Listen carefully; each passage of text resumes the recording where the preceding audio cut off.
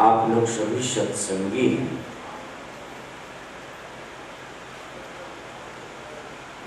स्वामी जी बैठे हुए हैं, आप हमको एक प्रश्न का उत्तर दे दो और इसी प्रश्न के उत्तर के बाद हम अपनी वाणी को विराम देंगे।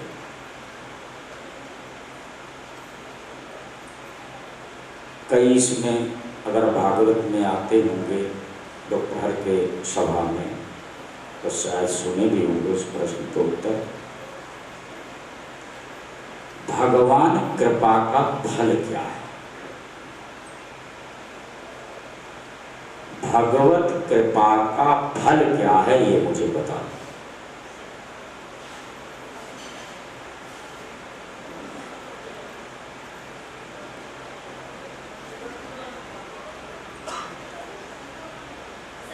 आप मुझे ये बताएं, भगवत कृपा का फल क्या है?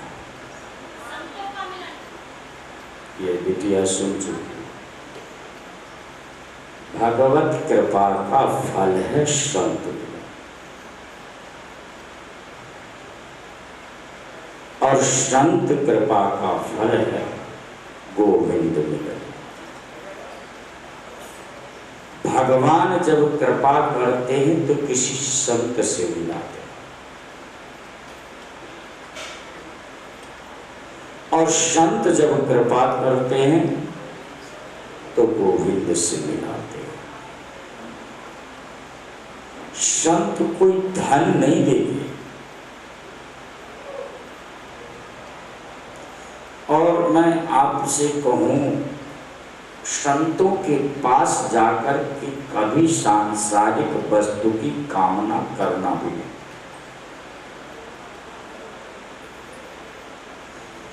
देखो, भागवत के प्रथम स्कंद में जो राजा परीक्षित ने प्रश्न किए हैं, बहुत मार्मिक प्रश्न है, और ये राजा परीक्षित का प्रश्न नहीं है, ये हम सब का प्रश्न है।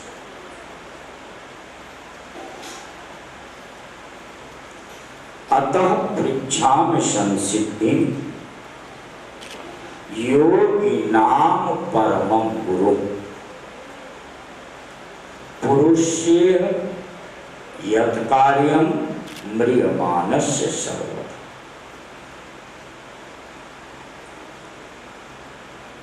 हे योगेश्वर, हे गुरुदेव, आप मुझे ये बताएं, जिसके सन्निकट काल खड़ा है उसे क्या करना चाहिए? आप थोड़ी सी समझने की चेष्टा करें।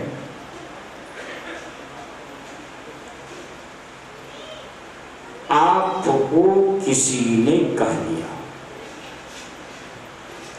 जैसे एक संत के पास कोई व्यक्ति जाता था, तो संतों का तो काम ही है कि जब भी समय मिले अपना भगवत नाम स्मरण में लग गए।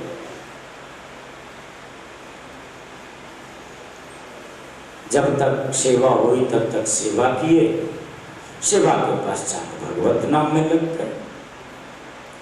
तो व्यक्ति रोज देखता था, जब भी जाता था तो महात्मा जी अपना माला लेकर के राम राम राम राम राम करते, जब भी जाते। एक रोज उसने पूछ ही लिया कि महाराज, जब भी मैं आता हूं आपके पास तो आपको मैं निरंतर माला लेकर के बैठे हुए देखता हूं, इसका मतलब क्या है?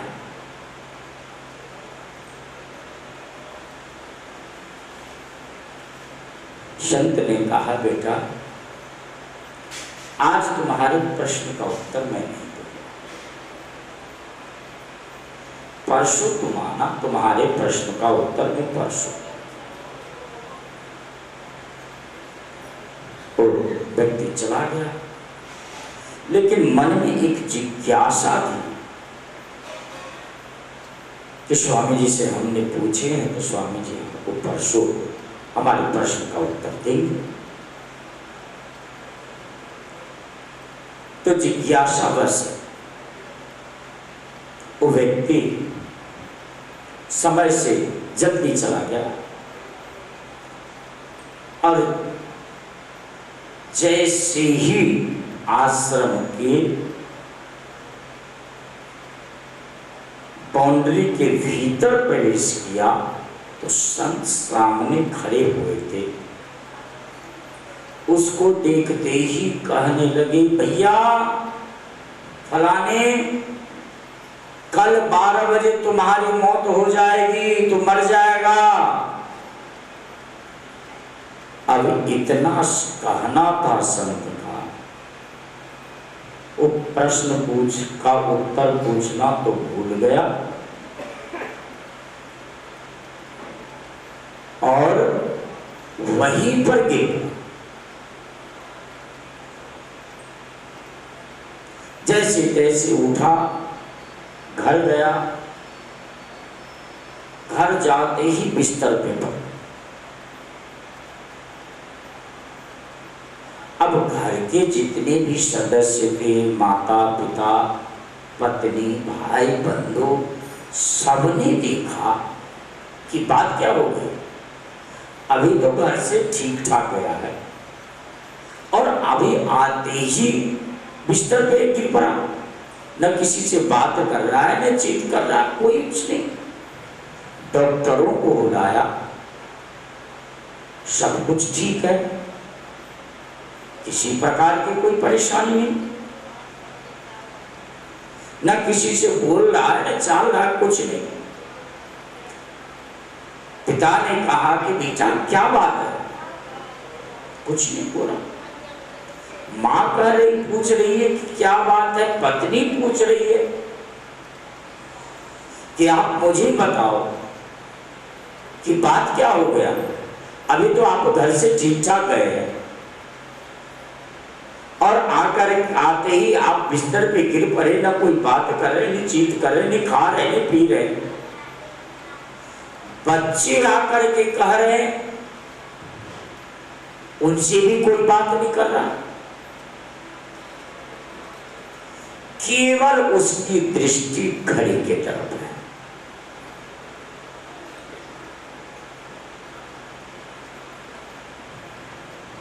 अभी इतना बज गया, इतने घंटा शेष रह गया। घर के सब लोग परेशान।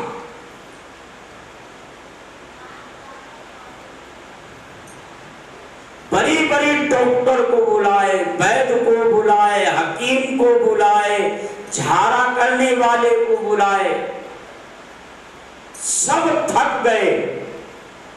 लेकिन ना तो ये कोई किसी से बात कर रहा है, ना जल पी रहा है, ना रोटी खा रहा है, केवल उसकी दृष्टि घड़ी पे है कि बस अब इतने घंटे हो गए।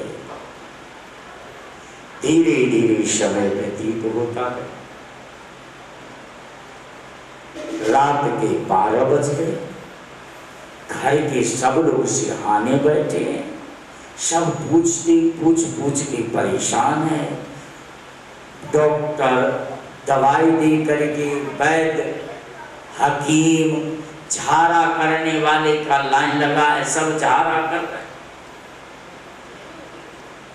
अरोधी करा रात की 12 बज गए।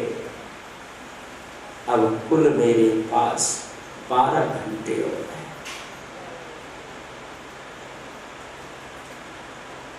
धीरे धीरे समय व्यतीत होता चला गया।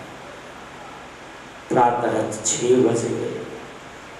सोचने लगा अब शेष 6 घंटे रह गए और थोड़ी सी समय व्यतीत हुआ। 9 बज गए। अब शेष 3 घंटे रह गए। 11 बज गए, अब 1 घंटा रह गया है। 11:30 बज गए, वो आंख मूंद लिया, बस अब आधे घंटे बाद मैं मरने वाला। और घर के सब लोग परेशान।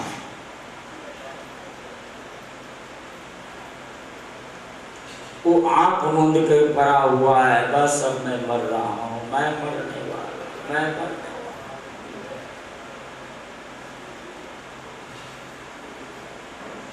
12 बज के जैसे ही 5 मिनट हुआ,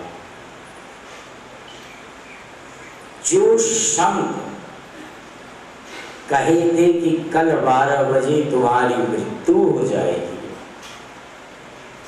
वो खराव खट खट करते हुए आए और ये नेत्र बंद कर रखा, बस मैं मर गया, मैं मर गया, मैं। संत आए और संत ने कहा, बेटा उठो। अब वो सोचना मैं तो मर गया, फिर मैं आवाज कैसे सुन रहा हूं? अरे बेटा मैं तुम्ही से कह रहा हूं, उठो।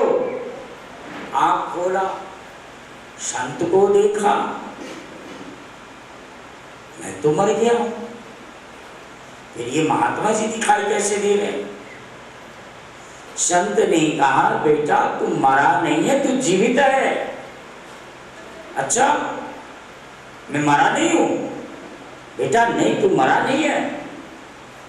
उठ करके बैठ गया, पूछने लगा, महाराज आपने तो कहा था 12 बजे तू मर जाएगा, तो फिर मैं मरा क्यों नहीं? बेटा यही तुम्हारे प्रश्न का उत्तर है। तूने मेरे से पूछा था कि महाराज आप 24 घंटे राम राम राम राम करते रहते हैं, क्यों किसी से बात नहीं करते, किसी से चीत नहीं करते? एक बात बताओ, जब से मैंने तुम्हें ये बताया कि तुम्हारी 12 बजे मृत्यु हो जाएगी,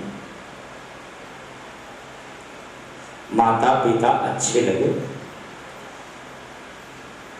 पत्नी अच्छी लगी, बच्चे अच्छे लगे, किसी से बात करना अच्छा लगा, भोजन करना अच्छा लगा? वो कहता, महाराज आप अच्छे की बात कर रहे हैं, अरे मुझे मौत के सिवा कुछ और दिखाई दे ही नहीं रहा। न किसी से बात करने की इच्छा हो रही थी, न किसी के तरफ देखने की इच्छा हो रही थी, न कुछ खाने की इच्छा हो रही थी, न कुछ पीने की इच्छा हो रही थी। केवल मुझे दिखाई दे रहा था कि ये मौत मेरे सामने खड़ा है।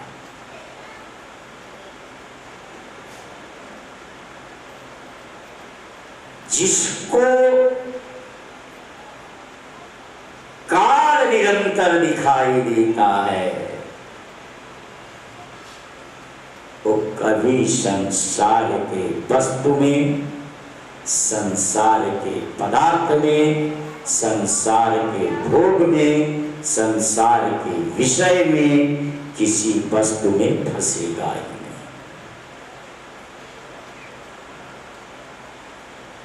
हमें ये लगता है कि मैं मरने वाला नहीं हूं,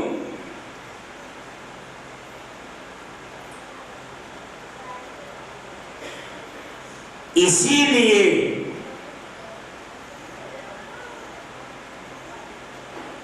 हमको हर वस्तु अच्छा